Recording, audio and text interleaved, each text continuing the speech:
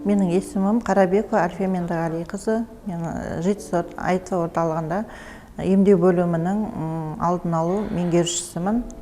Жұмыс жасаймын, дәрігер инфекционистпін. Енді өзім туралы айтсам, мен Ақтөбе медициналық институтын бітіргенмін. 7 жыл оқып, 96 жылы бітірдім. Енді 96 жылдан бері осы медицина саласында жұмыс жасап келе жатырмын. Именно АИТ орталығына мен 2013 жылы жұмысқа кіргем. Содан бері 11-12 жыл осында жұмыс жасап келе жатырмын. Осы 1-2 жыл болды емдеу алдын алу бөлімінің меңгерушісімін. Негізі врач-инфекционист болып жұмыс жасап келе жатырмын. Жалпы біздер АИТ жұқпасы бар адамдармен жұмыс жасаймыз осы уақытқа дейін. Біздің орталықтың оған көптеген үлесі көп атқарып отырған. Және АИТ инфекция дегеніміз ол біріншіден адам иммун тапшылығы вирусы. АИТ инфекцияның қоздырғышы ретровирусты, лентовирус тұқымдасқа жатады. Латынша айтқанда ол баяу деген сөзді мағынаны білдіреді. Сондықтан адам ағзасына вирус түскеннен кейін алдымен көбейіп иммун жүйесін бұзады. Адамның қорғаныш факторын әлсіретеді. Соның ішінде Т лимфоциттар, макрофаг, CD клеткалар, дендерлік антителаларды әлсіретіп, көбейтіп, вирусты көбейтіп, адамды өлім қалпына әкелу мүмкін. Және жетіс дегеніміз ол баланы жұқтырылған иммун тапшылығы синдромы. Жалпы АИТ инфекциясының 4 кезеңі болады. Бірінші кезеңде симптомсыз кезең, екінші, үшінші кезеңде симптомдар шығу кезеңі болады. Төртінші сатысында терминал сатыс дейміз. Банағы бүкіл оппортунистік инфекцияларын, қосымша ауруларының көбейіп, жетіске әкеліп соқтыруы мүмкін.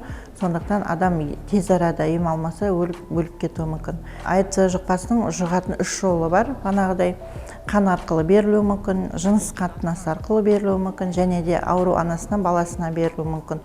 Бұл жұғу жолдарында 3 кезеңі бар.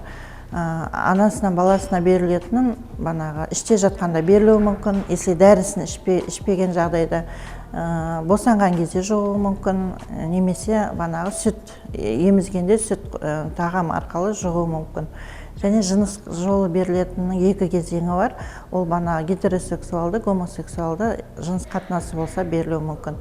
Және бана қан арқылы деп жатырмыз ғой, бір есірткі шегетін адамдар бірде инъекциялық шприцтер қолданған кезде, немесе бана медицина мамандары апаттық жағдай жұмыс орнында жасаған кезде АИТ жұқпасы бар адамнан жұқтырып алуы мүмкін. Жалпы алдын алу шараларын біздерде ұйымдастырылған жұмыста, ондай профилактикалық бөлімше бар, жұмыс жасайтын эпидемиолог бөлімшелер бар, лабораториялық бөлімшелер жұмыс жасайды, және дружественный кабинет пен ПСК кабинеттері бізде жұмыс жасайды.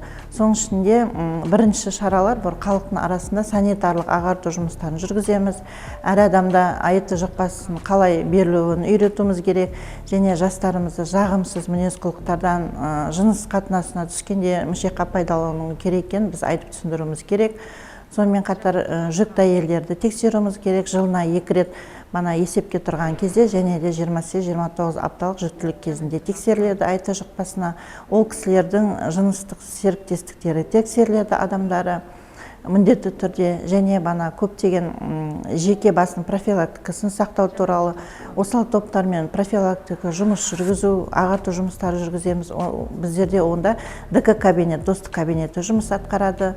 Сол ДК кабинетіне белгілі маман дерматолог дәрігер отырады. Онда банағы АИТ жұқпасы теріс адамдарға жыныс қатынасына жиі түсетін, немесе жыныстық серіктестігін жиі ауыстыратын адамдар болады. Немесе банағы лойын дейміз ғой, есірткі шегетін адамдар, немесе банағы секс работницалар дейміз, сондай адамдарға бізде профилактикалық ем беріледі. Ол дәріні күніне 1 рет ішіреді, эмтритин деген дәрі.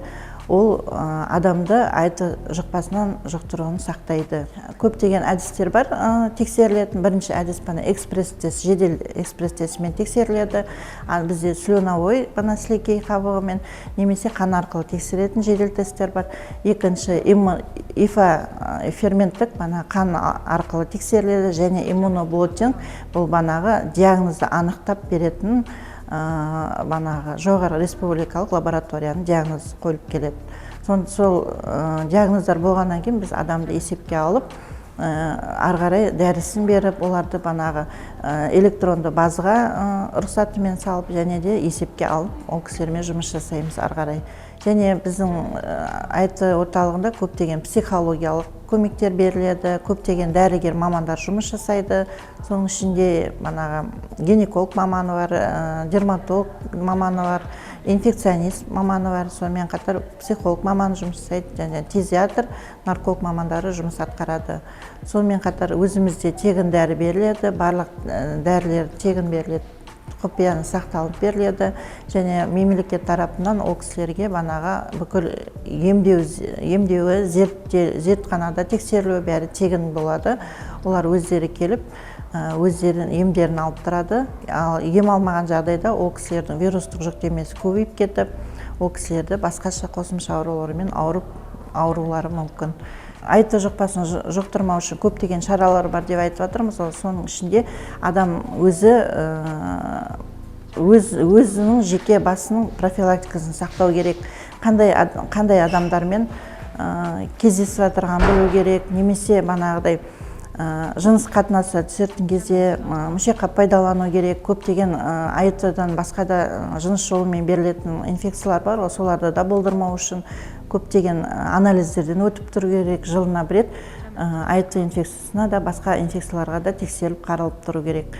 Және де банағы жүкті әйелдер деп жатырмыз ғой, жүкті әйелдерде беременность кезінде, жүктілік кезінде тексеріліп, өзінің денсаулығын, өзінің болашақ баласының денсаулығын ойлау керек. Сондықтан дәрігерлердің айтқан нұсқамаларын, жолдамаларын орындап, жылына 2 рет тексеру керек, және олардың да серіктестігін тексеру керек деп жатырмыз. Ол кісілер де көбіне қашпай, жолдасымен или банағы серіктестігімен бірге келіп, АИТ жұқпасына тексерілу керек. Jamendo.com